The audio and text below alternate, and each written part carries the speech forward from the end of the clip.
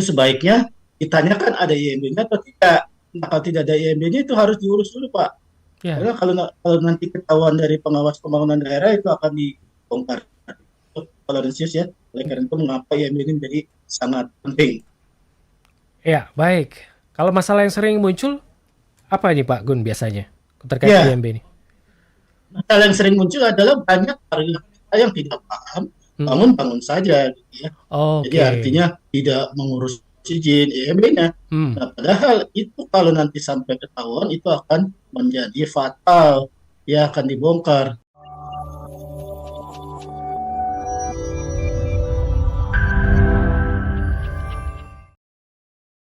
Seberapa penting IMB dalam transaksi properti dan apa masalah yang sering muncul terkait IMB? Pak Laurentius di Bekasi, Pak Gun. Silakan. Ya, kita langsung jawab saja. Terima kasih Pak Ya. Laurentius ya. Jadi memang IMB ini sangat penting karena apa? Jika kita membangun rumah tanpa IMB, jika nanti ada kontrol dari pengawas pembangunan daerah, itu akan dibongkar. Hmm. Ya, oleh karena itu yang penting di dalam IMB pertama itu harus ada izin sesuai dengan peruntukannya. Jadi misalnya di dalam IMB hanya boleh sekian meter, nah Hmm. tidak boleh lebih. Nah itu ada batas-batasnya. Oleh karena itu di dalam pengurusan IMB itu harus dibuat gambarnya terlebih dahulu. Ya. Ya, jadi tidak boleh misalnya kita membangun sesuatu terus ngurus IMB nggak ada gambarnya itu tidak bisa. Oh, Oleh oke. karena itu IMB menjadi sangat penting Hmm. terkaitan dengan pembongkaran tadi. Jika terjadi pelanggaran atau pembangunan tanpa IMB itu akan dibongkar. IMB menjadi sangat penting. Oleh karena itu jika Bapak mau membeli properti, Hmm. itu sebaiknya ditanyakan ada IMB-nya atau tidak. Nah, kalau tidak ada IMB-nya itu harus diurus dulu, Pak. Ya. Karena kalau nanti ketahuan dari pengawas pembangunan daerah itu akan dibongkar.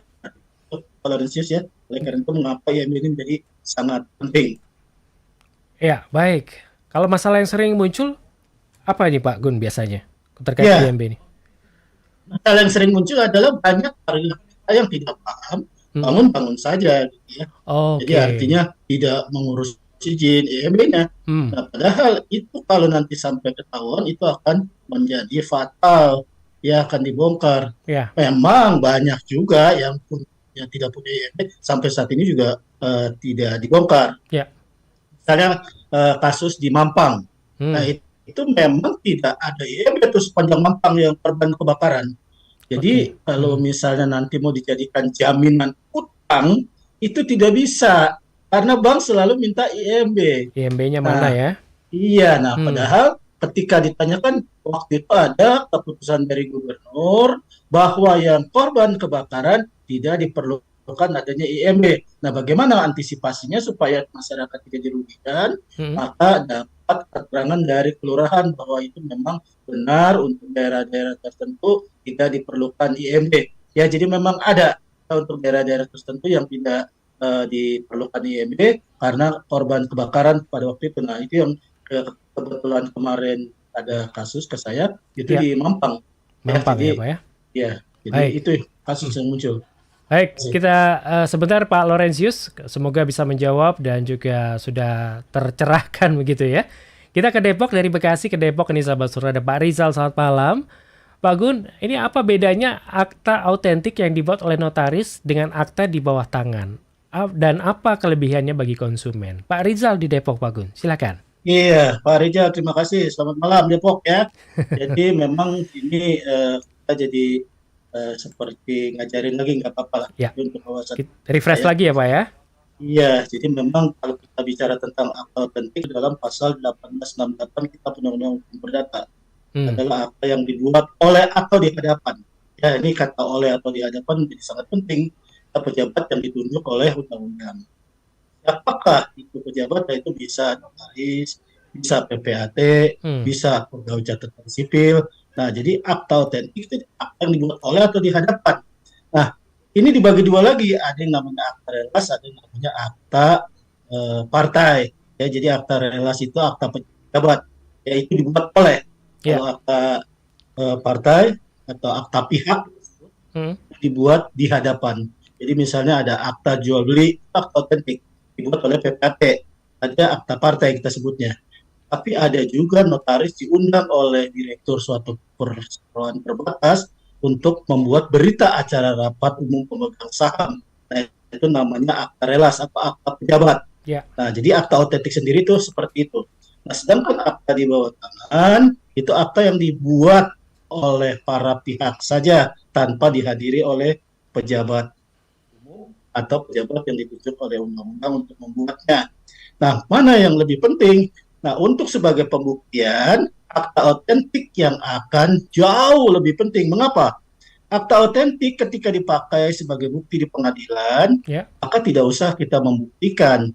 Ya, jadi kalau akta otentik disangkal, maka orang yang menyangkal harus membuktikan bahwa akta otentik isinya tidak benar. Tetapi jika akta di bawah tangan dipakai sebagai bukti, maka orang yang menyangkal ini tidak harus membuktikan, tetapi orang yang memiliki akta di bawah tangan harus membuktikan bahwa isi akta di bawah tangan adalah benar.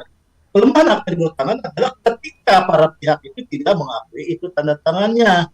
Oke. Nah, tetapi kalau akta otentik dia mempunyai 3 kekuatan pembuktian. 1 pembuktian lahiriah, 2 pembuktian material, 3 pembuktian lahiriah. Nah, mengapa? Jadi ada pembuktian lahir, formal, dan material. Nah, orang dari fisiknya saja sudah tahu itu akta otentik. Ya. Ya, jadi dengan fisiknya saja, oh ini akta otentik. Karena notaris kan ada covernya tuh biasanya. Kelihatan Nah, ya. itu dia membuktikan secara lahiriah. Nah, kalau formal karena dia dibuat oleh dengan prosedur dan ketentuan tertentu, sedangkan materi isinya dijamin kepastian hukumnya sudah tidak bisa diingkari oleh pihak manapun. Oke. Demikian, Pak. Terima Baik. kasih. Pak Gun, dari tadi Bekasi, Depok, ini ada sahabat Sonora yang juga ada di Bintaro ini Pak Gun ya. Pak Yohanes, Ya. selamat malam Pak Yohanes. Mau bertanya Pak Gun, apakah sulit mengubah HGB ke hak milik? Bagaimana saja prosesnya Pak Gun? Pak Yohanes di Bintaro. Mungkin bisa dijelaskan Ya. secara singkat Pak Gun? Ya, terima kasih Pak Yohanes. Ya. Jadi kalau mau bikin HGB ke hak milik itu namanya peningkatan hak. Ya, kalau notaris itu biasanya ngurusnya ada yang sehari, ada yang 2 hari, ada yang seminggu, ada yang 2 minggu, tergantung tarifnya. Ya. Ya, jadi kalau misalnya Pak Yohanes ini mau urus sendiri, itu bayar SPS 50.000 saja, langsung ke BPN. Nah, itu bisa seminggu, bisa 2 minggu. Ya. Tapi kalau misalnya melalui notaris, itu bisa kena 2 juta sampai 2.500.000.